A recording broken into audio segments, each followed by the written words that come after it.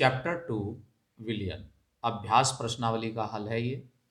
Question number 2.1 इसमें कहा गया है कि विलियन को परिभाषित कीजिए। कितने प्रकार के विभिन्न विलियन संभव हैं? प्रत्येक प्रकार के विलियन के संबंध में एक उदाहरण देकर संक्षेप में लिखिए। ये प्रश्न है। तो इसमें सबसे पहले हमें विलियन को परिभाषित करना है।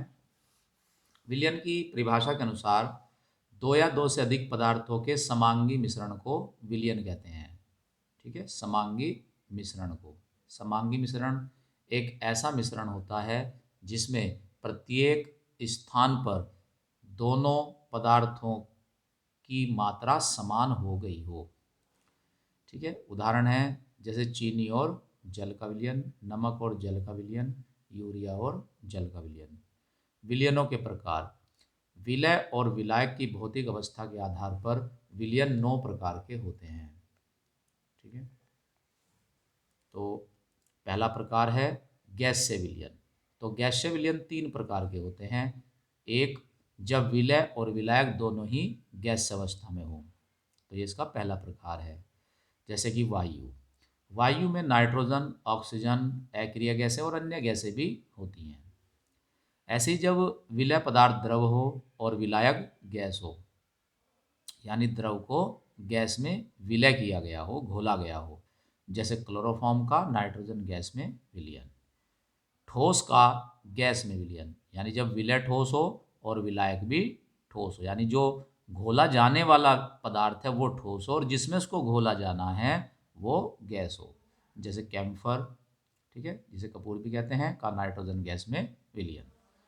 विलयन का दूसरा प्रकार होता है द्रव विलयन, है ना, यानी ऐसे विलयन जब विलय और विलायक को मिलाने से द्रव अवस्था में विलयन प्राप्त होता है ना। विलय गैस हो और विलायक द्रव हो, तो इस प्रकार जो विलयन बनेगा वो होगा द्रव विलयन, और इसका उदाहरण है जल में घुली ऑक्सीजन।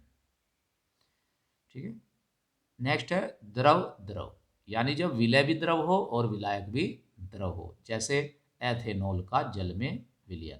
एथेनॉल हम जानते हैं एथेनॉल द्रव अवस्था में पाया जाता है और जल भी द्रव अवस्था में ही पाया जाता है। ठीक है, तो इसमें एथेनॉल को हमें जल में घोलना है, तो विलय क्या होगा एथेनॉल और जल क्या होगा विलायक, और दोनों ही द्रव अवस्था में है, इसलिए विलयन का प्रकार हुआ द्रव का द्रव में विलयन। ठोस का द्रव में विलयन, जब विलय पदार्थ ठोस हो और विलायक भी ठोस हो, जब सॉरी जब विलय ठोस हो और विलायक द्रव हो। ठीक है, तो उस पर इससे जो विलयन बनेगा वो होगा द्रव विलयन। जैसे आप चीनी लेते हो, चीनी ठोस अवस्था में होती है और जल द्रव अवस्था में होता है, लेकिन चीनी जब घुल जाती है, ठीक है, तो वो भी द्रव अवस्था में ही परिवर्तित हो जाती है, इसलिए द्रव विलयन यहाँ पर बनता है। इसका उदाहरण है ग्लूकोज का जल में विलयन, नमक का जल में विलयन, है ना, या यूरिया का जल में विलयन। ठीक है, बहुत सारे एग्जाम्पल ऐसे हो सकते हैं। तीसरा है ठोस विलयन। ठोस विलयन, जब विलय गैस अवस्था में हो और विलायक ठोस अवस्था में हो, तो इन दोनों को मिलाने से जो विलयन बनेगा वो ठोस अवस्था में होगा, इसलिए इस विलयन को कहेंगे ठोस विलयन। ठीक है, जैसे हाइड्रोजन का पैलेडियम में विलयन। पैलेडियम जो होती है एक धातु है ना, संक्रमण धातु है, और इस ये क्रिस्टलीय अवस्था में पाई जाती है, और इसमें जो रिक्त स्थान होते हैं, रिक्तियाँ होती हैं, उनमें हाइड्रोजन गैस समावेशित रहती है। ठीक है, तो इसलिए ठोस में क्या है गैस, गैस विलय की गई है, तो इसलिए एग्जाम्पल क्या हुआ ये गैस का ठोस में विलयन।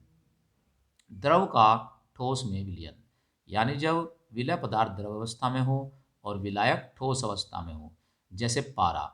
पारा द्रव अवस्था में पाया जाता है, हम सभी जानते हैं। सोडियम एक धातु है जो ठोस अवस्था में पाई जाती है, तो पारे को जब सोडियम में विलय किया जाता है तो एक विलयन बनता है जिसे कहते हैं ठोस विलयन। ठीक है, तो इसलिए क्या हुआ द्रव का ठोस में विलयन। ठोस का ठोस में विलयन, जैसे कि तांबे और सोने की मिश्र धातु, है ना, तांबे और सोने की मिश्र धातुएं जितनी भी होती हैं वे सभी ठोस का ठोस में विलयन होती हैं। इस प्रकार ये आपको समझ में आ गया होगा। और इस प्रकार हम देखते हैं कि विलयन 9 प्रकार के हैं। 3 तो हो गए गैस से विलयन, 3 हो गए द्रव विलयन और 3 हो गए ठोस विलयन। तो टोटल हो गए 9 प्रक्रिया।